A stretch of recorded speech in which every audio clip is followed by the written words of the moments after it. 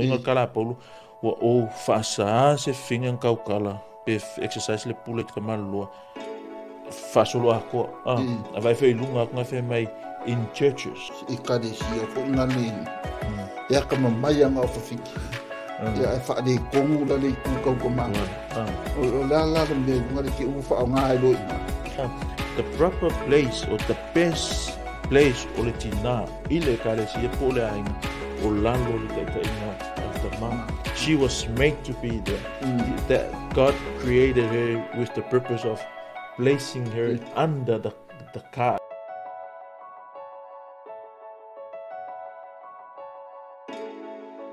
Ia, te whataru whatu le nei a fiafi. E le ainga pa i o le tua. Wha mahalo le soifua manuia. Ma le langi e mama. Ia, i ele li iwa. Whai fo in tatu toi whailoa i le nei. Vai aso. Whaftai ono na mea lofa le ola. Whai eino tatu toi whailoa i lungo nei.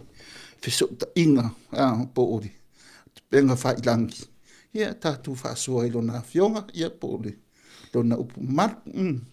Ia, wha mahalo fo i lau sunga. Se fua sunga. Se fua. Futi nei a fiafi. Ia, whantalo whai. Lau sunga le nei. Tu la le aso. Pena fun whawhilo ia tu le aingo le tua. Whapito la val whatalo whai le ainga peli. Grace Recipients Community Church. Te mama tina. Ia, sea o lavai i nai whanau. Ia, whawhilo ia tu sua whaman malo i sultatu li. Malo se fua. Ia, malo fui. Ia, le nea fiafi o te tari tonu. Sa whaangata mai le tamata upuri. Vai aso taru ai ia. I mta upuri o le anga sala. Le na rua vai aso taru ai o tātala no ai. Ma e wha inga nei whape mai, le whape mai ia. I whaswaupunga le mai i le tasi rua i wa Le whape mai ali paptiso le whape mai i Whauta. Ia, whape mai. Whauta i le tamai maa moe a le atua. Na te ave i seina, anga sala, a le lalaranga. Ia msalo po inganga ka kei. Ia, kong fo i koe ka hau, koe ka di uma se keimi, ia koe whaau le. Ngā oe skula a fonga i whaasar, son muli, ia. Ngāre koe son muli le a. Ia, ai pi mahai ala fia fingi ka ki kilo sesi, ia. Mi wapai ei fo i inga le ai ka hau koe ngā. Me fo i ka kakano ai mo fesidi. Ia. Ia, fo na matali, ia. Pule ala su. Koe ngā mi ole Q&A, question and answer. Ia. E mai a kakakana ngō e fia. Ia, te mai tau ina e. Kasi ngi ioma. O mta upo fo ipo si fo inga de o tele ina. Vai ele tino ke riso. E o mai nei vai te miu. Fa pena. Ai pe mai ka ki kilo ni fia. Ka va ai. Por essa tala de uso, tala noa de uso. E winga e pacemaker ngor kuspaia. E kusai mara de fafika uria. E le fafika uria fo inga de po de fesili de e yaite mi de fo na de.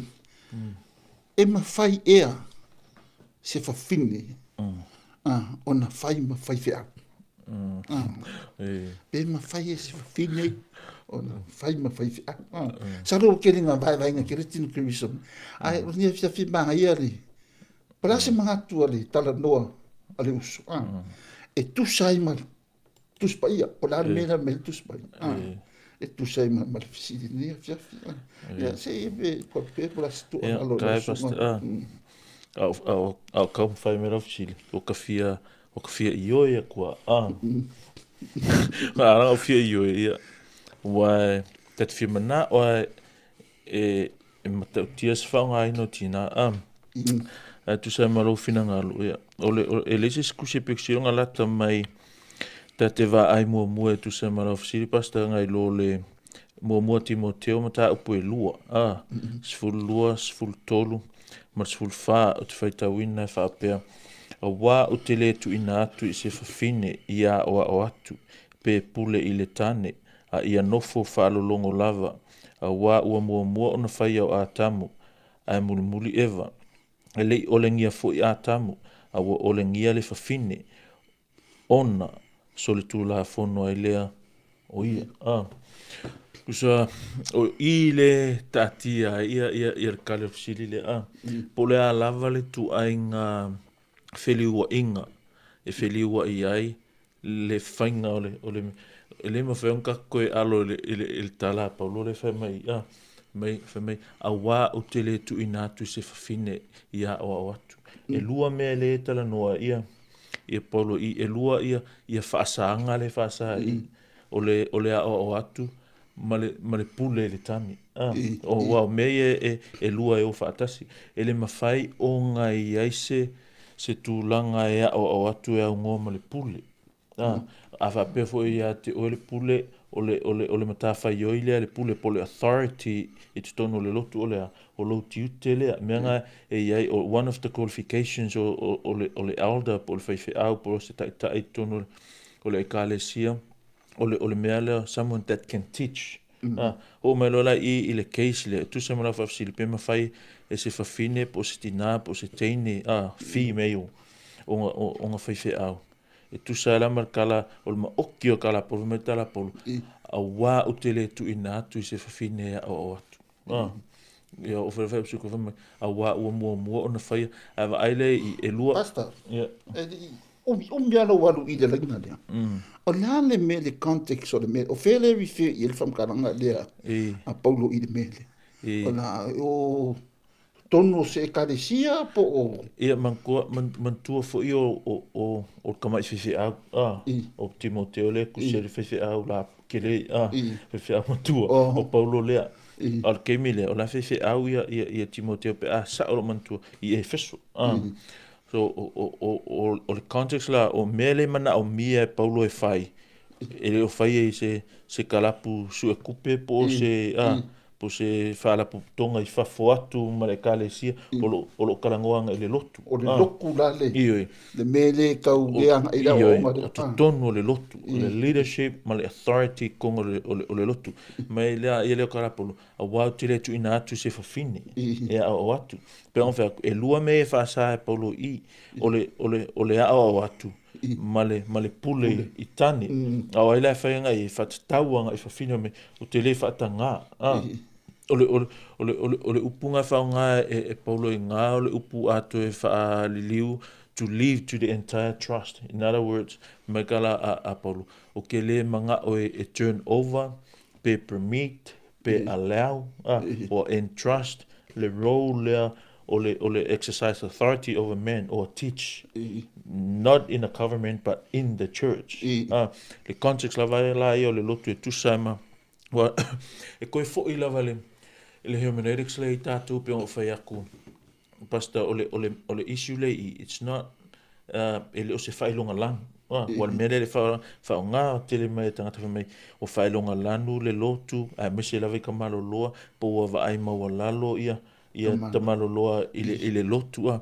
Ele se me whapenga o tupu i. O le mele, it's a matter of hermeneutics, it's a matter of interpretation.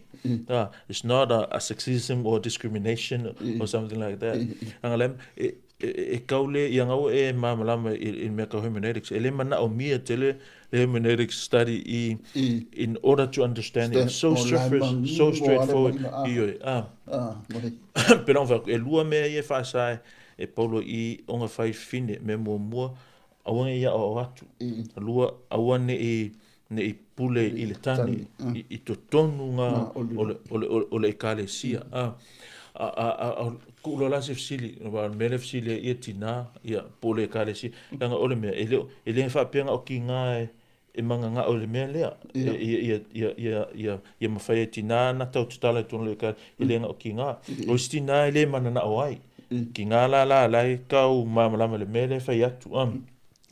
Solo mua fo i tamā, pe o isi whewhi alango o whaalongo so ola vele tala whaapea, especially of our pastors, men pastors, male pastors, whai mai afu.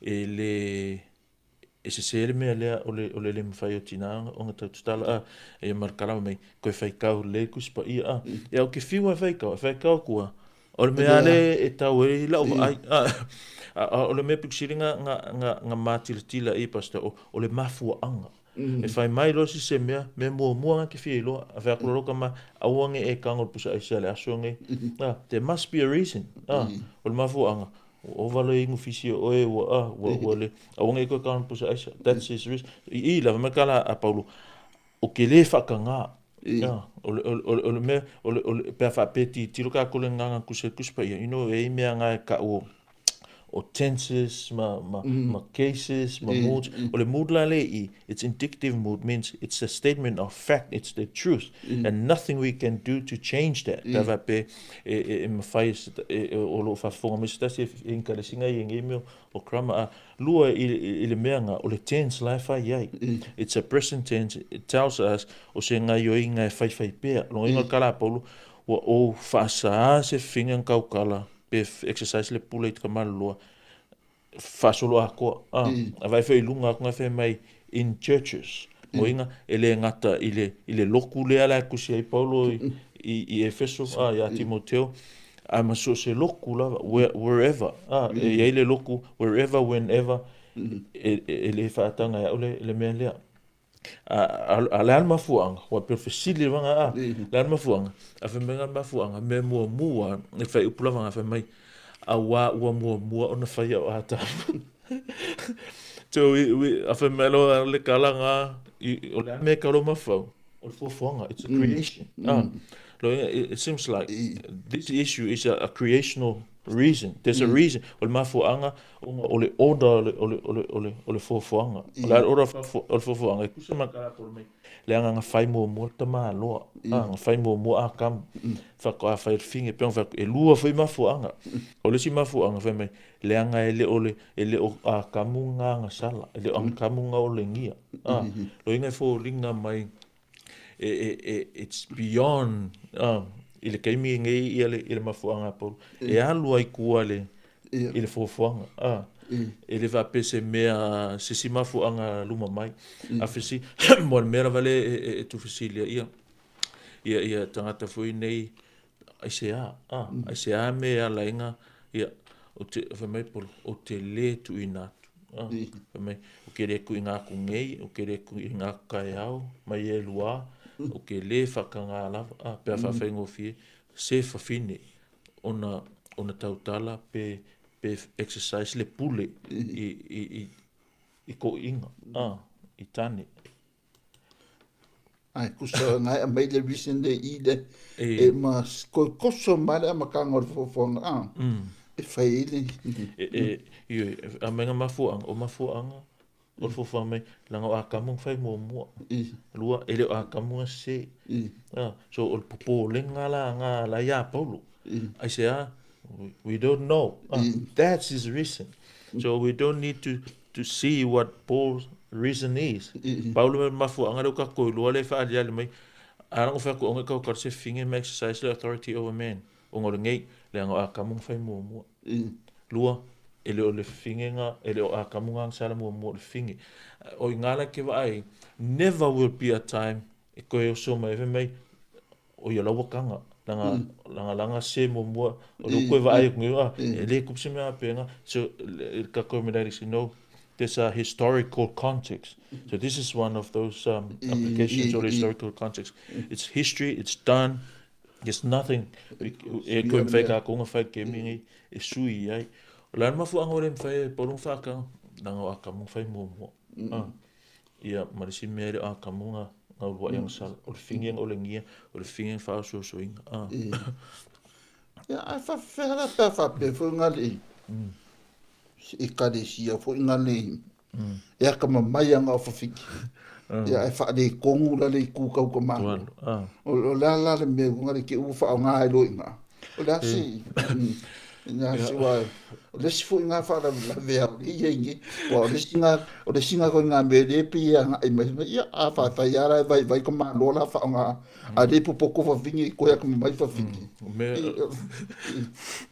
le si o me mo pasta ki lo nga va ai context ko kango I le kalesia o le ulo le kalesia le founder le kalesia ma le builder le kalesia me kala Yesu o te atia e fuela e kalesia Jesus will never fail to build his church o marola i rau siri whawhela, langa i ua ia e kare siwa penga, pe fōringa mea kama mai i a kuma whika ko i kare sia, e le ki ale anga whawhikai, i le atua ongo kakutina, i au kakusia fia, ongi wharekua kama mai ke rima poko i a kakai kōrua. E se fo i koe ngā sao le alu le kama mai. An mea whikai ole matau lai ko e le ali. Wang whapenge lai whai e kusa marau siri lea. Nga lem jisu kako e whai an me, lem jisu kako whiwhi au pe e li da. Iau e a ka mai a whingi. Ai, ole kusa marau siri. Pe a whape e kusa lava, kusa whakaika inga mangingoa mana ka mai o tatu e ka le sia. O la e a ka mai a whingi, ai leo ka i ka i a se whingi. Isaiah, because that's what the Bible says. Whai mai, o te le whaatanga ina. Se wang whapeo le mea ngā, se mangua e se kala whapeo mai, te mangua whapeo mai, o te le, o te whai atu. A wanga i kau kara se whingi, se wanga nā lawa o wale le atamanua. Apunga, e re se kanti se mapea ngā. E ni whai mea me se pāne kumaloa. Paua mawhua ngā pauloa whai mai, Isaiah me whasa ai, le anga o a kamunga whai mua. Lua, e le o a kamunga ngā whaososoi ngā mangsala o Eva. Paua ngā. Full stop. So. Ya, le o sau le mea ping fōringa mai. O koso me le whaamka upu whapenga. Mai a vale ala ka maro o la a karba ya whapenga. Ya la kuala. Da kua e ngā. La kuala ka maro pēra pēwa wale. God never make mistakes. Ya, ke le whio le ri. E mwhai e le kuanga whaonga ia. Kak wha wale. E kausi anga polo inga. O le kaukala se whingi. Il context leo le leadership ma le authority kongo o le luku. So ele ai foi ia ele akamai o whenga ki a polo i ngā apasi. O le attack e sa kang pe ile pe ila o le kenesenga e kolu. Lua ongo pa pe sa o mantua. Ma kenesena e lua whai po lua kolu whai me kako spa ia. Ona vala au le po whai ngoe a kamu i el whawhini. O ngā ka mai e o foi la ile mua corinito nga fe me kala a Paulo Fapia ele i faia le tane molfine a o faia le fine moltani o lola e ko ke ne se fa me la ka kuspa ia o fa ingoa a tamu le fafine o la me nga ali nga o le pule ku ele tu le pule a ka mo fa ingoa i me la umala a me la o fa ingoa foi a ka mo ma eva that's the authority. I think ko ngā pe e mwhainga fosisa ka manatu i le porisima fo anga ngā pau. O le oda ngā le atua. Awa aile le sākangi. Sākangi attack le oda leo mga pointe e le atua. Le deceiver. Le ngaka.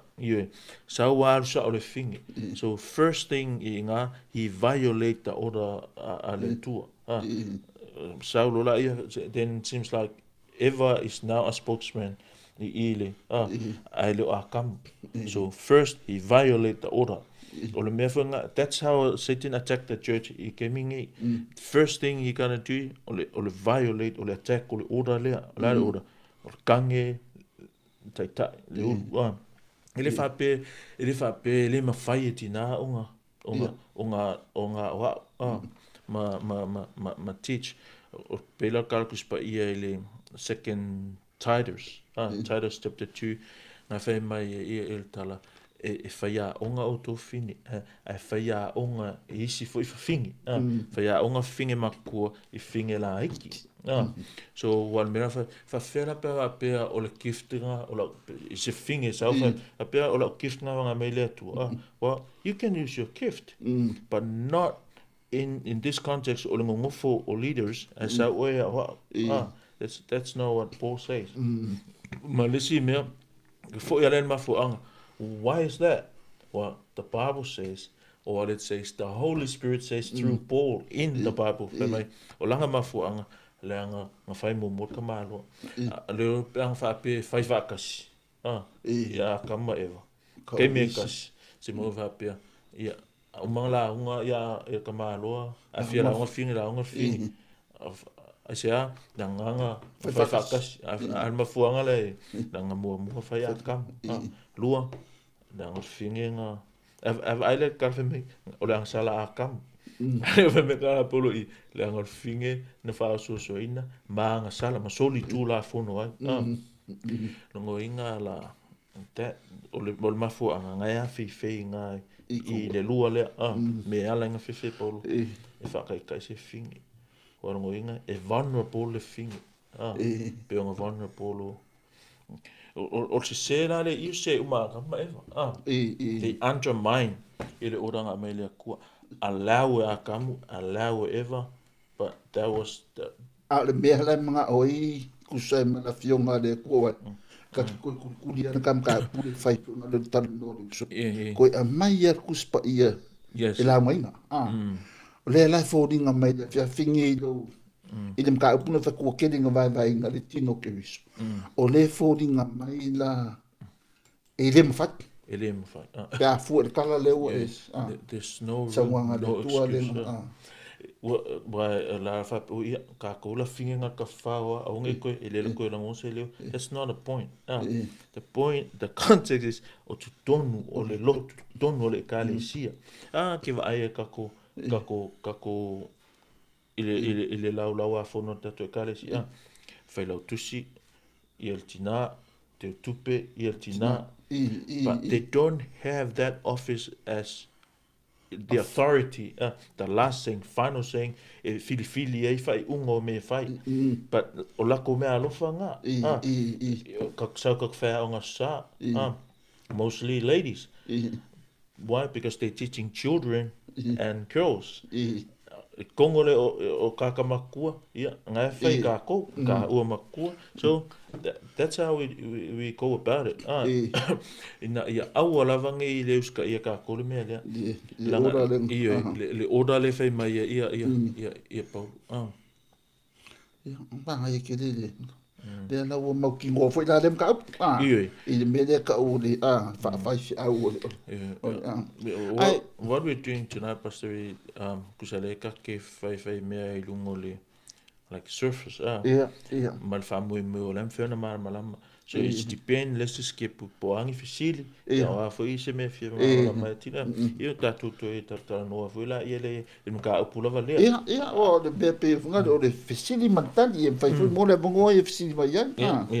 Pe o le ka kukuli loa po la se kara kuspa ia ngi me. Ale viu le a le tala noa le uso. Ko ave kuspa ia le pula. Le viu le kau fam po le fia fingi. E po le onga. A fa fela kulanga le funga le. Me le ole le ala mo tino ne tu langa le si mo le ko nga me le ko me e me fai la la unga fa finne ile fatanga nga po le puli al fai ia po se puli anga fo I fa la po tongo e me fai nga la unga ya se fin la lo le fa io le fai e wa le ka kan mo mo o le fai fin le ala ofisi ia fo ila le la unga le fin e la no la o le eu apelo cu eu le vai ya le tino tino so le te me le o esse o se kalesia o la fai ese kalesia ya pe o ni ya fia se karwanga ya ale ya la fu la u manatu e kusa mat kuspa ya pola se me kuspa ya se pola se ku la no it's full fa 1 Corinthians 14 pe sa o fa longo I se mai a wa o le tua e le o le atua ia o le whaasoi sa a o le file mu e whaapei o e kale sia o le aupa ia. For God is not a God of disorder, but of peace. Sa lo rai whai upos fulu e kol whawe mai, awane I tautala whawhine I e kale sia. Awane tautala whine I e kale sia, a wā e le tu ina atu ia I lātou e tautala, a ia lātou si ustai, pe ona fai mai ai foi o le tula fon ia kusa la o la ofisili pe ma fai lalo le authority ale leader o le pastor o le ta ia le ka fale ona la unga ia o le taliva a konge ma fai ai I langa kai ka inga ai la fa sa kuspa ia ka luaila onga o tato le ka ko lo me fe me tu spa ia our authority is the authority of the word. Le ai sau pule pasta, le ai fisa pule. O le pule le rana ka kolu, o le pule le fionga pa ia ale tu. Pe ngo fe ko ki sola. Ko mai ala pa ia mo. Yes. Why as ai manga o mian menga, wa le authority le ale lot. Le fionga pa ia le tu. Why le ko mai lo le fionga pa ia le tu pule la. Fai lo ka pule. Ia ka pule la. Wala fai ya.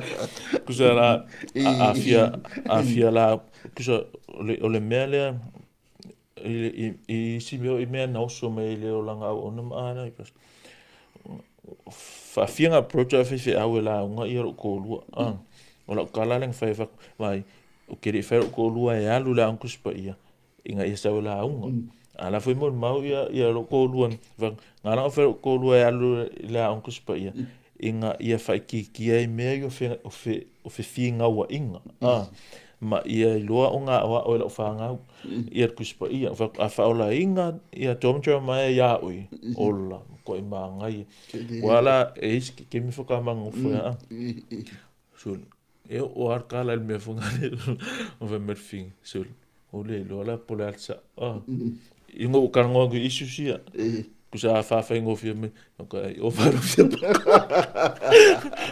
ja, als je zegt, dan ga je door vier pokken olé. Yeah, we can hide. De fiona de kusse maar kulanga olé laten ko mangingo de kuspa je ka fai ka woni. Ja, ele finalo se. E be ka fai mo de tinu sola. When the Bible speak, God speak. Ja, mo kuspa ia ole tua le o tala no mai. E mo ia la o Paulo mai. Ia pia ngang pa ia nga. Inspiring po de tua le ang. Ja, ele venga do fia le me. Se ko fai ka kasi mai ia le me le kurfa. I kurfa a pa mai aua ne tau tala fa fini. I ekalesia. Ole upu ngai ai I ngafa mai women should remain silent in the churches. Ingara leke olisi alo ka ke fe mai e kaunga unga fin fe mai ole mele ngalo kale sia I korinito. Ale fe mai in churches. Ava ai fo I lunga ku na fe mai I mea o iai Latino keriso. Me o iai congregation of the saints. Longo inga elenga o korinito, elenga o Efeso. Elenga o Jerusalema la vea koe makako even Christ Recipients Community Church so mai awane tau tala se fafini ele va pela la ma pungi ia fongo ngai ki ngā se tulo ele winga ngal tala in the church you don't speak as someone that have the authority because when you teach and you preach only someone that has the authority. But we do that. The authority of kuspaia or leaders. Okay, I for you kalafas with people kuspaia malanga imai. Ele aia mase lese aposkolo kos fulua Yesu nga piki lese aposkolo anke akongo nga piki lese fingi e mo ila ia ke me nga ia deaconess ia ti akono for fini. But the thing is ele Diakono, there's no authority or leaders. O ile ka ke va ele se sing le elders, man ki akong. Elders o le authority le ya wa oi ma ka kala kongo lo. O deacons ele ai so as the ladies. Kusala vala por ko lor fifi au. Kusala vala po se tina o ma ka kiele lor kuspa ia. Preach better than men. That's not a reason. Ele se mafu anganga e kaukala se finge I ko se pule la. Ele va pea ale lele. Wale se mafu anga fa alongo I pasta. Mai ia lava fea lang fai pea pele le ia kula unga fa finge. Ia pea me lang fa kala ka aka mai kele. Ia fa me fa fea pea pele le ia kula unga finge malo. That's a stupid reason. Ele va vele le yo la unga finge ele anga la unga kamalo mafu anga la sa ul finge la yen ministry kinga ole o ia fa fine mu kala nga polo ya titu me o ia fa pe o to tina ma tutua ona o I fa fine mu ya lo fa la ko kangi get busy at home look after ia a lo fa ke ko lu ma fa nga o case la ngai le I nga o mela il fa po ko lu lima pastor fa sima lo shiro punga fa nga e Paulo I fa mai a fai foi ua lato fia I loa se tasi mea I a lato fesili atu ai ia lātou lava tani fasili atu ia lātou lava tani au fasili fua le sifingi kange le sifingi fasili a o e lau tani famai ia lātou lava tani sa lola famai awa o le mea matanga ona tautala o le fafine i le ekalesia so famai o le mea matanga le foi ko e fesili atu i lātou tani i le fale i lātou fale e leo i le ekalesia e leo i le fale la pukunga le lukua e alu le fale ka la lola e le kio asole e wa mengi nga wa o kako ekalesia se a mangi sole loku sole a makonge le fale se le fai ngoa sole le tinaso that's inga ka o la se o le lukua i ka kile o manga ia i ka kio o le fale ka kia o fale mo so e la kala le fame o le aranga e le anga pele ora ngalo ya ka Skype tina Skype ia kamalo ali do le ku ele kamalo le ku ka o le ku ia la sa se dis ke mina ka u nga ka ke ia me fai so ala me na ia ma ha ke mina fame o le fame de fa ia e pe folding am le so que ngol o le simenga le la ve il kala le fai lucio le o kalanga perfecto lima fai mai au fo mai ia lato fasili atu ia lato lavatani i o lato fali the reason wa o le mea matanga o le tautala o fine i le ekalesia a se ai makanga ia wale upunga i le ana vive mai o le disgrace so why is it disgraceful a se ai matanga o le si upunga whaanga o le shameful a Amerika ko fasa mo mai o le mea matanga il fafine ona tautala awal tautala o tu fine kalesi awa ele tu ina tu te o i kalanga polo o Timoteo ye tautala so le upunga fa o shameful disgrace o le si por kilo o le filthy o le fasa mo le mea matanga o se mea inosia kaukala why is that we don't know that is the reason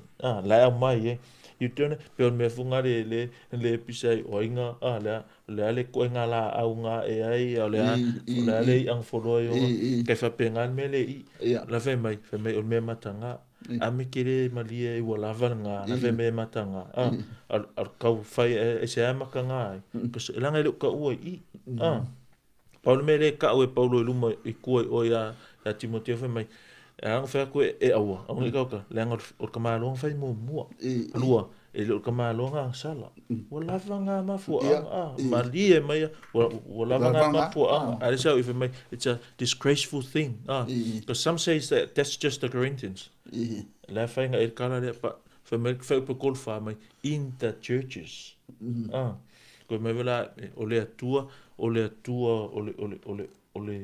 le order le lei, not disorder. May peace as in the all congregations of the Lord's people. Loinga, so se mea la veile kale sia, o le fatonunga lea, ia ho o koe whakounga o lea, aua ngi kaukala le fine le kale sia. Ai se a, me kolo leanga o le mea matanga. Ai se a makanga ai. Ai veo oro e lunga, su e rompolo, olo se a makanga ai. Se fa mamma lima, ia mea mala. Ka koso solo pe ele ave le kalengia le kifte do tina ele kaukala ma mea la o le popolenga you do not exercise authority over man ia ho mai fola ele oda lava le kusi efeso ma Filipi o makafa yo yer kinga ia o submit al makafa yo al kama o le alofa o le si ki would le fem fa fika o li pas pe se mea ko ilalo ma se mea fa aluma ile a mesa tina ta mamai ma maulunga tulanga ile community manga luenga pe se mea ko ilalo le mea le submit ia uia o se manguia le tina pe ko nga me ngare yo fenka fai kala ko nga me o kemingi o fusu le kenge wala kapi kenge o pi le kenge o le isa ka alonga le ka alo kenge o fa vai la vai o kamalo ai malu o finge ai Ar gaming ia. O e kama lo fia I, ia o e foi finge o fia malu. Ale o dai ale ko mara mkanga. Ale upu ale ia o submita pa se. O se upu ma ngai ke le pe a mana malama ia tina po fa finge fo. Le upu fe mai submit le finge kama lo pe fo on kava ai I il fai mai e a o fa finge but must be in submission as the law says, so they are not allowed to speak. Ele kaukala la aia a ia o whaaro longo o whasamo a ia ngā wai o whasamo ki fia. Because o submission mele nganga kusipa ia le upunga ka o le hupo ta so. Hupo means under. The so means well placed or well fitted. So if I'm kala inga whapea o tinala ia, that's her right place. O lalo le taita inga po le whamon malunga po le leo leonga ale tama. Ki lai ngā le whai alo evan mea ngā kupulo whare kong. Sa ngā le kuse penga whai ele eise reko wha penga wha konga kamu eva. But we see the lack of submission there. Kuse wa le place eva ngā ia I lalo le mea ngā iai. Whakamala a kamu. Kuse ara koe ngā mea kaunga I loa a kamu o le whinge. Kaunga I lalo o lana taita inga. Ele whapea, well, they're equally regarded as children of God. E o where konga koa inga, I've seen mai, o il posi al whale. Well, it's my wife. Just saying in everything. But that doesn't mean I'm not the head. That doesn't mean ele authority. E o whailai I.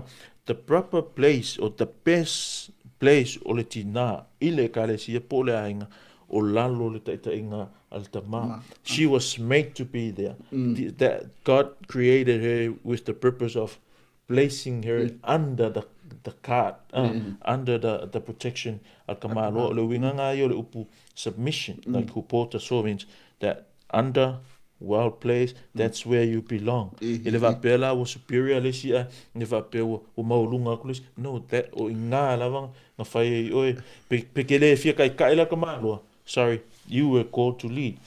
Kele if you submit la le thing. No, you were called to submit. Ele va pe wa less value. Why less value pola le kinga.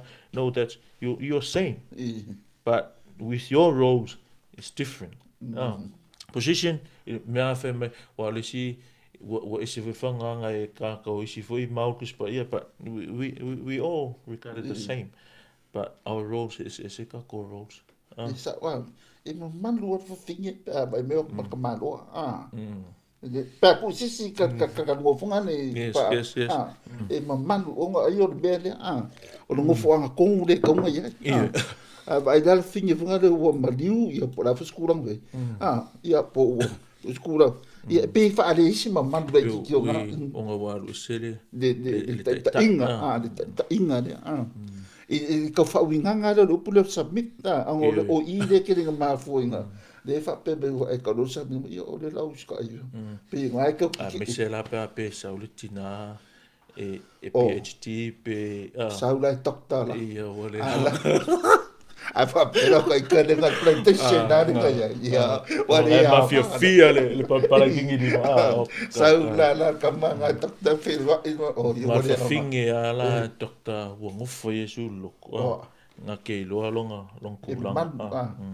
o ia vai le kalkus pe fe mai ole mea le leinga mo le fafini na kala la pe fa ka luma ko o prior to this verse fe mai fa upo fia ai a fai o fa alia se mea I se tasi o lo no fo mai fa po kolua e usi sta I fo ia nganga I perfecta a wa o le atua ele o le atua o ia o le fa sa a le file mu e fa peio e kale sia uma o le opai pe le ali ke le mele e kako nganga al fa Britannia ngang ku se ku spa falling mai.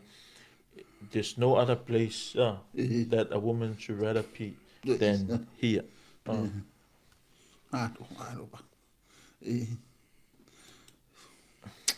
Ya msalo le ka ko iana se ai ke fa nga I visi I kuranga le wa I fu dis ko nga ka ofi fu nga de fa pe fu ko nga ka ofi de le ke ding fa me iska ka fu nga o le e me i karatia e tonu lua walu.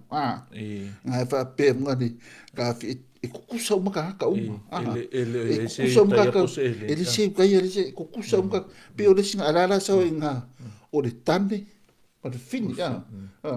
E kukusa uma. Ia pe o le skafi ngā reke ke e i le mka upu le. Ana so ko lalo i le kulanga i wa le pe o le swinga i ku o le nga e me kukongu le e senga le tino kiriso i le. O meanga tano e polo nga kaltia a fe mai ele o ia se u tai po se helen ele o ia se polonga po sa loto ele o ia se tan po se fini fe mai lo la ia fa manga o fe po mai a wa o tasi lava o to uma ia keriso. Has nothing to do with speaking in a church or preaching or having authority. So I mean, what tu sa tato me no fa koi ko kusaka ko ia keriso. O menga fe me fa ngau tato le atua e ala ia keriso o atali o le atua o to ile kolulu ongo. Mai o le atali o le atua o to malava ile fa tu ia keriso Yesu. O le wingaranga o kalanga le fe me lo fa pule e lua valu mai ele ia se yu kaia po se elengi ele ia se tane fine o le ko se fa ai longa penga ja fa na o mata tu le atua. Al ponga fa nga o maka ko le ko that's our position. But our roles is o le kamalo e puli e kaukala ala finge e keep silent o le kamalo e lead ala finge e submit ye tu sai mal me e konga ye e o foi polonga male saulo le matai mal polonga lo kala o polonga ye le fa peranga ke siang o loa le ko polonga o polonga le i like an employee ele ko ele posim kusa o la fa ya o kiuke o le ka ma le lengi la fa ya o kiuke but you are now become a child of God. Your roles is different o fa finge la marka malo o e kukusa o fa ila o ma fa na o le tua but their roles is still different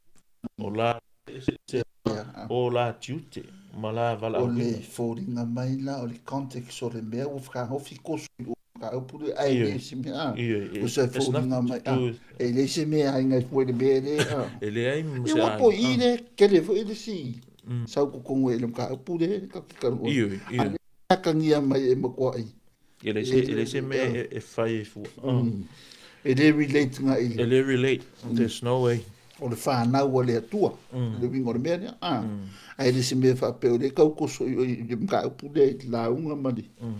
A vea vi. Ia.